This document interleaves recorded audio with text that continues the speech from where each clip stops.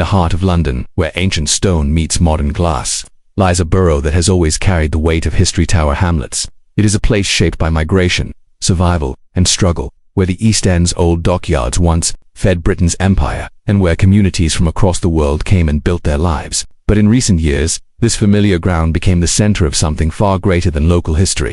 It became the stage for a battle involving spies, secrets, and the balance of global power. It all began quietly, with whispers about a piece of land. The Royal Mint site, once a proud symbol of British coinage and empire, was now an empty shell, waiting to be redeveloped. Developers had long eyed the land, but this time the interest came from far beyond London. It came from Beijing. China's government had set its eyes on the site, proposing to build what would become the largest Chinese embassy in Europe. It would be a vast compound, heavily fortified, with state-of-the-art security and sprawling across the historic ground, where British currency was once minted.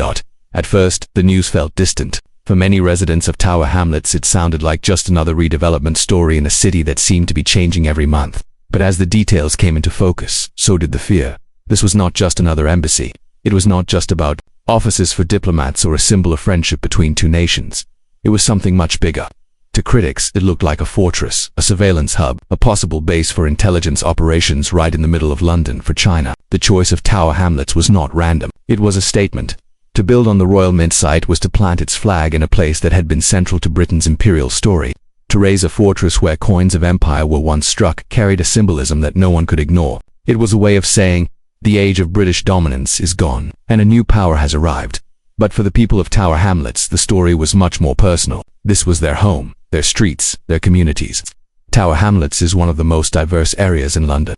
Generations of immigrants, Irish, Jewish, Bangladeshi, Somali, and more had built lives there, often against the odds. To them, the embassy plan felt like an intrusion, a giant walled-off compound in the middle of their everyday lives. It raised questions of safety, privacy, and identity. Who would really control the streets once the embassy rose? As the whispers spread, unease turned to anger. A journalist wrote that the embassy was not just a building but a potential radar planted in London, capable of listening, watching, and monitoring everything around it. Intelligence officers, speaking behind closed doors, raised alarms. One of them described it in stark terms. This embassy would be like a giant ear pressed against London's financial heart. Just minutes from Canary Wharf, not far from Parliament itself. In the wrong hands, it could become a weapon without firing. A single shot. Meanwhile, inside Tower Hamlets, conversations took on a life of their own. In markets, in mosques, in cafes, in schools, the topic was everywhere. Parents worried about the safety of their children, about what it would mean to live next to one of the most surveilled and protected compounds in the world. Elders remembered past struggles, fights against poverty, against displacement, against racism, and now wondered if their neighborhood was about to be overshadowed by a foreign power. Young activists saw it as a chance to resist, to stand up for their community. One of them shouted at a protest, "This is not an embassy, this is an occupation." Flyers began to appear on street corners. Posters went up on walls. Words like "Say no to China's fortress embassy in our streets." Our rights became rallying cries. Community leaders called meetings, filling local halls with residents eager to speak, to argue, to organize. Some were afraid, some were angry, and some were simply confused, wondering how a decision of such magnitude could be made without their voices being heard. At the same time, the story broke into the wider media. London newspapers picked it up, and soon national politicians began to weigh in. Was this really just about an embassy? Or was it something much deeper, about espionage, about security, about the growing power struggle between China and the West? Parliament debates hinted at unease. Intelligence officials briefed politicians privately, warning them about the risks. Some MPs went public, demanding answers from the government. Yet while politicians argued, the residents of Tower Hamlets lived with the reality. They imagined the traffic chaos of security convoys, the checkpoints, the cameras, the invisible eyes watching them. They thought about how their borough, already struggling with housing shortages and rising rents, might be reshaped by this foreign presence. And beneath it all was a deeper fear, the fear of losing control over their own neighborhood, of becoming players in a global game they had never chosen to join. In those early days, the embassy plan still seemed like it might go ahead, was confident, pushing forward with designs and proposals. The British government, caught between diplomacy and distrust, hesitated to take a clear stance. Tower Hamlets felt trapped in the middle, a borough carrying the weight of forces far larger than itself. And so the stage was set, the calm before the storm. The whispers had begun, the fears were spreading, and the tension was rising. What seemed at first like just another development plan was now transforming into a battle about sovereignty, security, and the hidden war of spies and secrets. Tower Hamlets, once just another corner of East London, was about to become a battlefield, in a conflict that stretched far beyond its streets. And as night fell on the borough with its crowded markets, its narrow lanes, and its towering housing blocks, everyone sensed that something was coming, something bigger than they had ever faced before. The storm was on its way. The story of Tower Hamlets and the proposed Chinese embassy did not stay in the background for long. What began as a quiet local concern soon exploded into a national and even international issue. The more details emerged, the more the controversy grew, and at the heart of it all were the people, the residents whose daily lives were being pulled into a battle they had never chosen. Community meetings became louder, protests became larger, and voices that once felt ignored now began to echo through the halls of power. Parents with children in local schools worried about the increased security presence that would come with the embassy. Shopkeepers feared that the massive construction would block streets, scare away customers, and cut off trade. Older residents feared that the surveillance and heavy police activity would turn their neighborhood into something unrecognizable. At the same time, whispers of espionage grew louder. Analysts described the embassy not just as a place for diplomacy but as a potential intelligence hub. It would be located close to London's financial district, Canary Wharf, where some of the world's most powerful banks and corporations operate. It would also stand within reach of political decision-making centers, only a short drive from Whitehall and Parliament. Security experts asked one chilling question: if an embassy is capable of watching everything, listening to everything, and influencing what happens around it, then is it really just an embassy, or is it a weapon of influence? The British public began to ask questions too. How had such a plan been approved? Why was such a sensitive piece of land, steeped in history, being handed over for a foreign embassy? And what would it mean for national security if the building was completed? Some commentators compared it to letting a rival power build a fortress at the very heart of the capital. Others reminded people that diplomacy requires embassies, that every country including Britain has large missions abroad. Yet the doubts did not go away. In Tower Hamlets, protests grew fiercer. Local leaders who had once been cautious now openly opposed the plan. They spoke of sovereignty, of community rights, of protecting their borough from becoming a pawn in global rivalries. One activist told a crowd, if they build this, Tower Hamlets will no longer belong to us, it will belong to forces that do not care about our people, our history, or our future. His words rang out across the crowd, and applause followed like thunder. Media cameras began to capture the anger. National television covered the marches, the speeches, the banners. Headlines spoke of London's fortress embassy and the community that said no. What was once a small local campaign had now turned into a symbol of something bigger. The struggle between ordinary citizens and the silent machinery of global power. But behind the public protests, another battle was taking place in the shadows. Intelligence agencies, both British and foreign, were closely watching the developments. For MI5 and MI6, the embassy raised alarm bells about espionage networks. For China, it was a chance to expand its influence in one of the most important cities in the world. And in the middle of it all was Tower Hamlets, a borough with deep struggles of poverty, housing shortages, and inequality now carrying a weight it had never expected. Documents began to surface that revealed just how large and secure the embassy would be. Plans showed towering walls, advanced security systems, and underground facilities. To some observers, it looked less like a diplomatic mission and more like a military compound. Residents who saw the plans described them with one word: fortress. The symbolism was not lost either. The Royal Mint site was once where Britain's currency was made, a symbol of empire and financial dominance. To many, China's choice to build there was no coincidence. It was a way of planting a flag in the very soil of Britain's past, declaring a new era. Critics argued that the embassy was not just about diplomacy, it was about rewriting history, about showing that the old empire had given way to a new rising power. As protests continued, tension rose. Meetings between residents and local politicians grew heated. Some residents demanded immediate action, insisting the plan be cancelled outright. Others, though concerned, feared that opposing a global power like China might bring consequences. Whispers circulated about surveillance, about intimidation, about the risks of speaking out too loudly. Some community leaders privately admitted they felt watched, though they could not prove it. Meanwhile, in Westminster, politicians were divided. Some insisted that refusing China's embassy would damage diplomatic relations at a time when trade and global cooperation were already fragile. Others argued that national security must come first, that London could not allow what some described as a spy base in the heart of the city. Behind closed doors, ministers debated, weighed risks, and considered the costs. Yet while they hesitated, Tower Hamlets burned with anger. Protests spilled into the streets. Marches wound through Whitechapel and Stepney with chants echoing off the brick walls of old East End buildings. Residents carried banners that read, "Our borough is not for sale and stop the fortress." Young and old, families and activists, all stood side by side, demanding their voices be heard.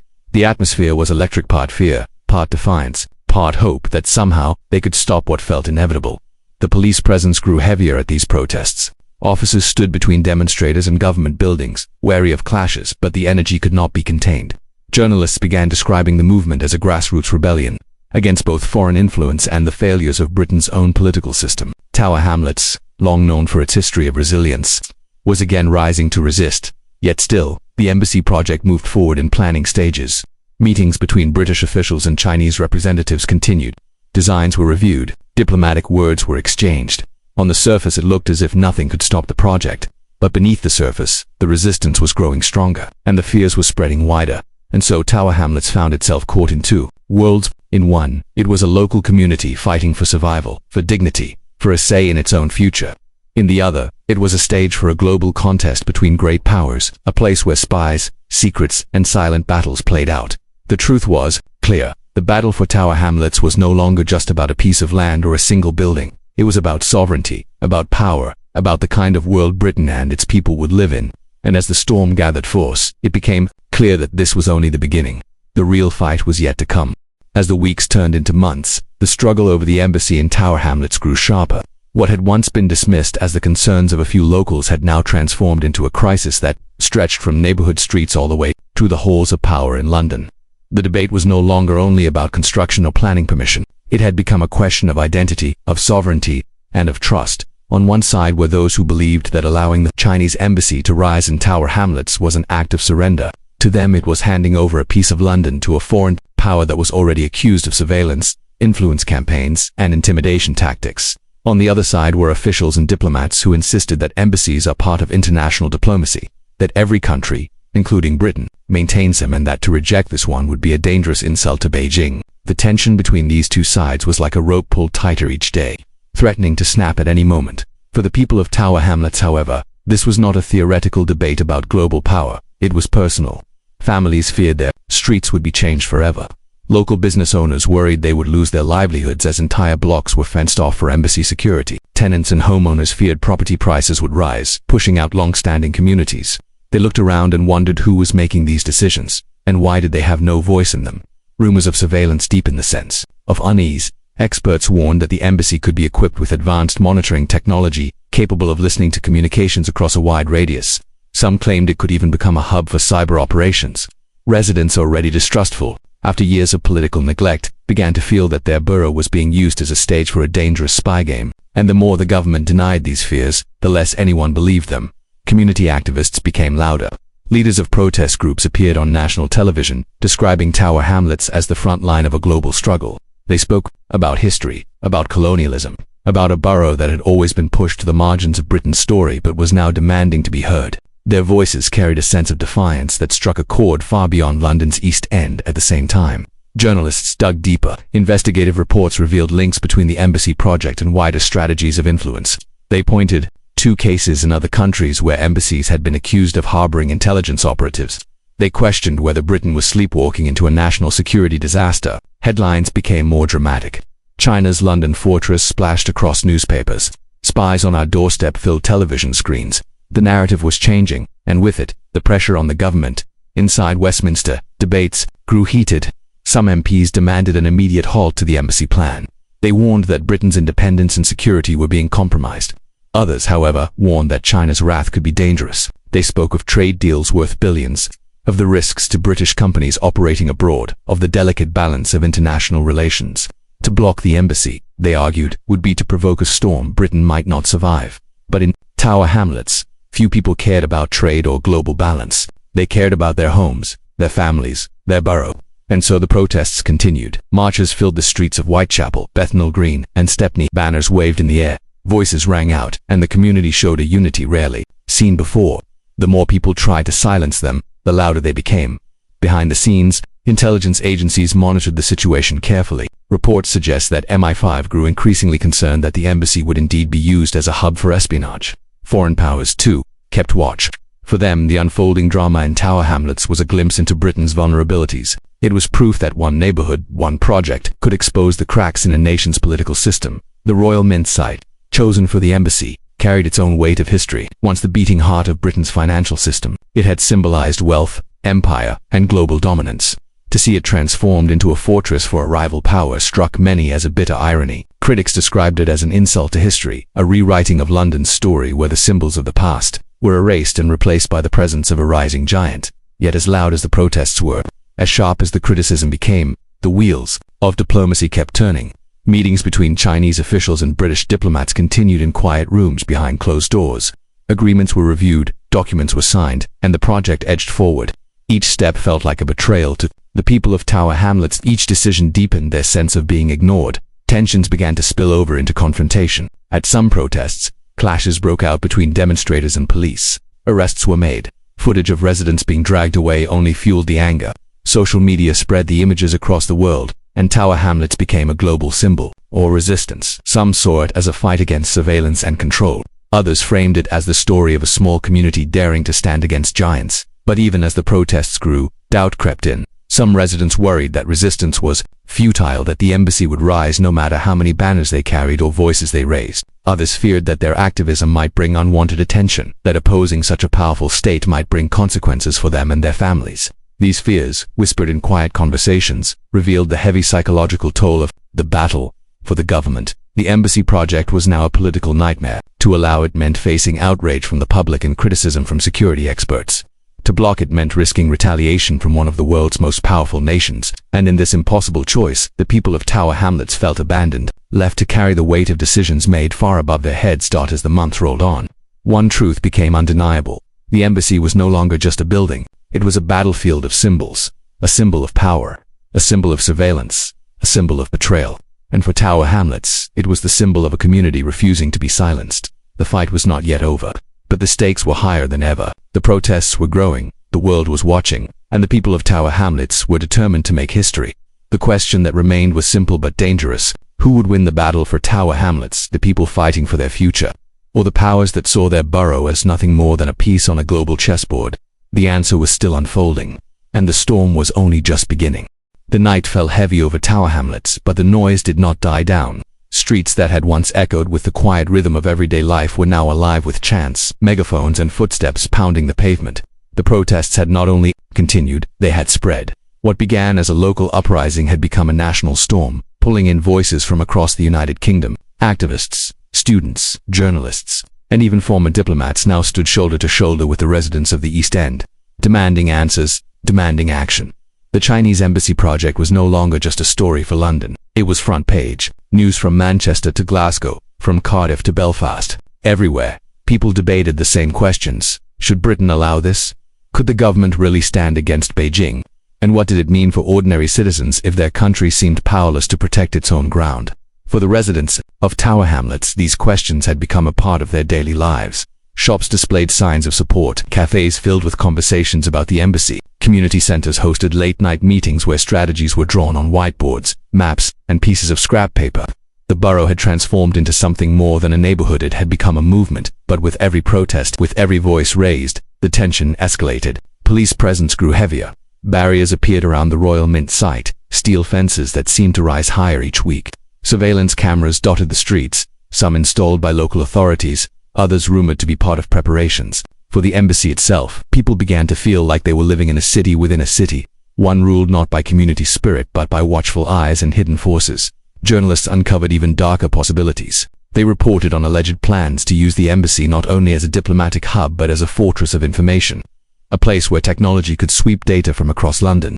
They spoke of shadowy figures, intelligence operatives who might soon walk the same streets as school children and shopkeepers. These stories blurred the line between fact and speculation, but they fueled a sense of dread that no reassurance from officials could erase. Inside Parliament, tempers flared. The government was accused of weakness, of selling out communities for the sake of fragile trade agreements. Ministers defended themselves, insisting that diplomacy required compromise. Yet even their words seemed to betray uncertainty. Was this truly a matter of diplomacy, or had Britain already been cornered into submission by a power it could not control?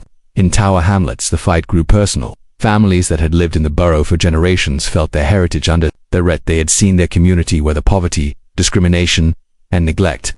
Now they faced something different, the sense that their home was being handed to forces far beyond their reach. In the voices of the elders, there was anger. In the eyes of the young, there was fire. The protests took on a new intensity. Late-night marches carried torches through narrow streets, casting shadows on historic walls. Giant banners stretched across bridges and train stations. "This is our home," they declared. "No fortress in Tower Hamlets." The message was loud and clear. And yet, as defiant as the people were, there was always the haunting question. Was anyone truly listening? Then came the turning point. A leaked government document surfaced, suggesting that officials had known all along about the potential security risks of the embassy site. It revealed that intelligence agencies had warned ministers of possible surveillance dangers, yet the project had still been allowed to move forward. The leak exploded across the media. Overnight, the narrative shifted from speculation to scandal. The streets of Tower Hamlets filled with fury. The protests doubled in size. Crowds stretched as far as the eye could see.